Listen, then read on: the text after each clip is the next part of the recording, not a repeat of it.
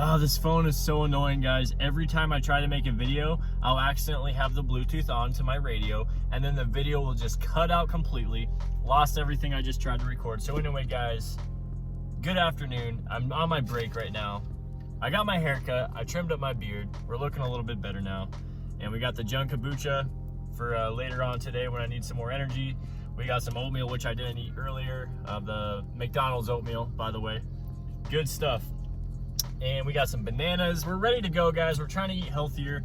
No more of those hash browns that are covered in batter. I'm done. I'm done with that crap. So I'm gonna go up to the park now since I got like a few more minutes left on the break, guys. And I'm gonna stretch out my shoulders I'm gonna do some bar hangs, hang from the bar.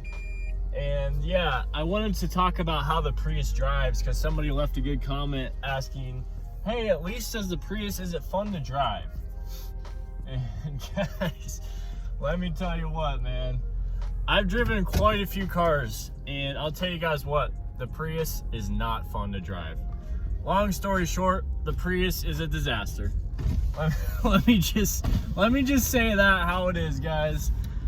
And somebody also asked, so what was your reasoning behind getting the Prius? And that's a good question too. You know, what was my reasoning? Why did I get the Prius? Well, because, you know, as a nomad and in the car camping community is advertised as one of the better cars. And it does have its ups and it does have its pluses, guys. I will say that. It is a gas saver. That's one good thing it has going for it. But with it being a hybrid and a gas saver, guys, the car is designed to be super efficient when it comes to everything about it, basically, which is good in a way, guys. But when you live in your car, you don't really care about being efficient sometimes. You know, sometimes I want more headroom. As you guys can see, it's kind of shaped like an egg. So you don't get as much headroom as, say, this Honda Odyssey that's gonna pull up right around me right here. Honda Odysseys are sweet. That one's pretty nice. But the transmissions are kind of trash. So that's one reason why I wouldn't get one. But guys, the Prius drives like maybe like an old boat on choppy water. It's not a very good driving car. Anytime you try to take a corner, it just doesn't handle at all. You're just wobbling everywhere. So it's a total disaster, man, when it comes to driving. But guys, I'm learning from my experiences, man. And I'm taking my time with my next purchase, guys. I'm gonna pay this loan off within 6 months, I think.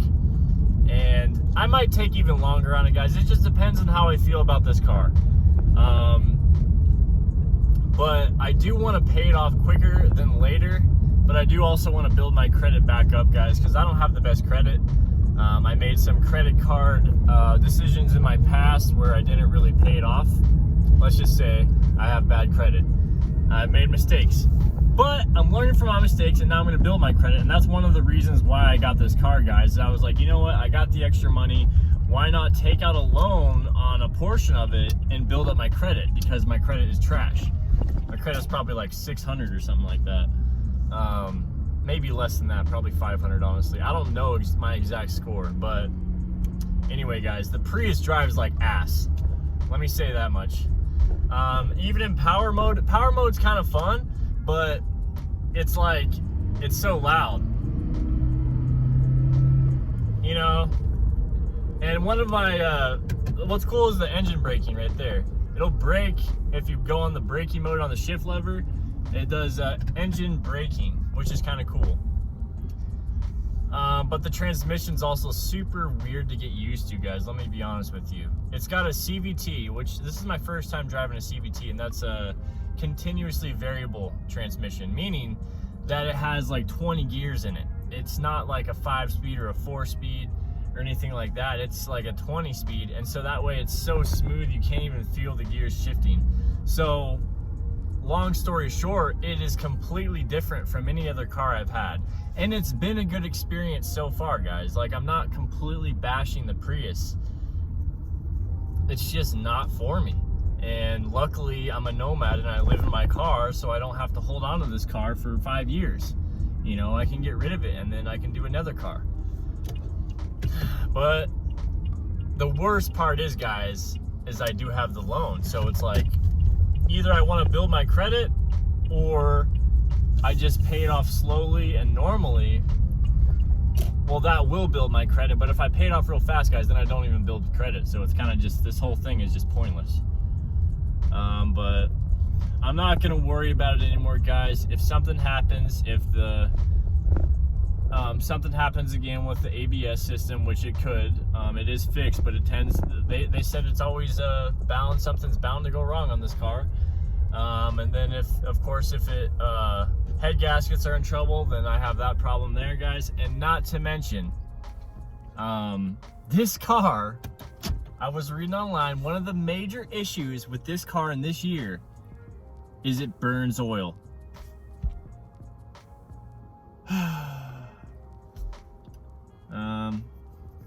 But yeah, guys, it is what it is, man. I made my decisions, you know. Now I gotta live with them. So I can sit here and complain all day to you guys. It's all good, man. I'm gonna get this car paid off, get the title, and then I'm gonna move on from there. I don't plan on having 2 cars, but one thing that sucks, guys, is that a lot of good deals on used cars are from private sellers. You know, going to the dealership's great, you know, or going to, you know, a used car lot, even that is okay sometimes. But one problem with being a nomad and getting a different vehicle is a private sale is sometimes a great deal. You know, I saw a deal on a Gen 2. They were asking $5,000. It had like 140,000 miles, new battery, new this, new that, new everything, $5,000 cash. But it's like, I already know what I would do is I would get an Uber, go to the location. Ubers, you can get an Uber from Sedona to Phoenix. It's like $200 one way, but that's what I would do, and then I would just find a place to park the other car. And that's the other issue, is if you want to go buy a car from a private seller, you're gonna have 2 cars for a small period of time. So, you know, obviously I could get a storage unit for 1 month and just have the car in a unit until I sell it. Or what I could do, guys, and I just thought of this yesterday, is I could also put this car up for sale on a lot somewhere. I don't know how you do that. I guess you just go up and ask, hey, can I put my car for sale on your lot? And sometimes you can, and I could literally just get a for sale sign, put it in a lot somewhere in town, put it for sale, and that completely takes the problem of where am I going to park the other car out until I sell it. So I just thought of that recently, guys, and I think that's going to be the lifesaver for me, because I don't want to be constricted to just a dealership. I'm not trying to get a brand new car, guys. I don't really want a brand new car. Some of these brand new cars, the used cars are better, let's face it. Some of this new technology and all this crap, you guys, especially with some of these Asian brands like Kia and stuff like that, guys. I mean, watch Scotty Kilmer. He'll tell you straight up, it's better to buy a used Honda than it is to buy a brand new Kia or something like that, you know? And honestly, guys, let me just tell you right now, I'm done with hybrids. I don't want a hybrid. They're extremely complicated and they're extremely expensive to fix. And yes, I know I'm breaking your guys' hearts. A lot of you guys that are into the Prius and are curious of why I got it.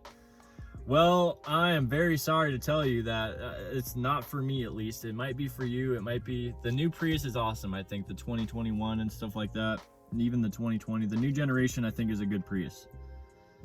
But just the amount of anxiety it causes, knowing that I can't just fix it myself, or I can't just go to AutoZone and get a new part and potentially fix it, or, you know, it's only going to be a couple $100. Guys, if something bad happens with the, like the power inverter, the battery, it's a minimum a couple $1,000s to fix some of these issues. And I just don't like that, guys, because I don't know anything about it. That's the main thing. Like, I've done my research, but I am not a hybrid technician, you know what I mean? And so I would much rather just have a gas-powered engine, because you have fewer potential issues to go wrong. Give me a minivan, or give me a Subaru Outback, or give me a Honda CR-V, a Honda Element, or give me a Honda Civic. I mean, you can't go wrong with the Honda Civic, man. I actually like the Civic hatchback. My coworker has a 2019, or I think it's a 2018 Honda Civic hatchback Sport manual 6-speed turbo. It is awesome. It's a little car. I'm pretty sure you can camp it out though. He bought it brand new. It's got like, I think 20,000 miles on it, and it's worth like I think 20 grand, and he still has 15 on it. But yeah, guys, just taking it one day at a time, and I appreciate you guys watching the channel. I know it's really it's just kind of silly, the situations I get myself in, but I got myself into this situation when I was looking at this Prius, and after I test drove it and after I sat down, I just thought to myself, hey man, you know, how could anything possibly go wrong with this car? And honestly, guys, I haven't even looked at my oil level, but I'm gonna look at it soon and just see if it's true, if it's gonna burn oil or not. I don't see any smoke coming out the back or anything, so we're good on that. I don't think it's a big issue. Yeah, guys, that's it. I hope you guys enjoyed this video. Make sure you hit the thumbs up and you subscribe if you're new to the channel and you want more Prius videos. And I will catch y'all in the next one. Peace!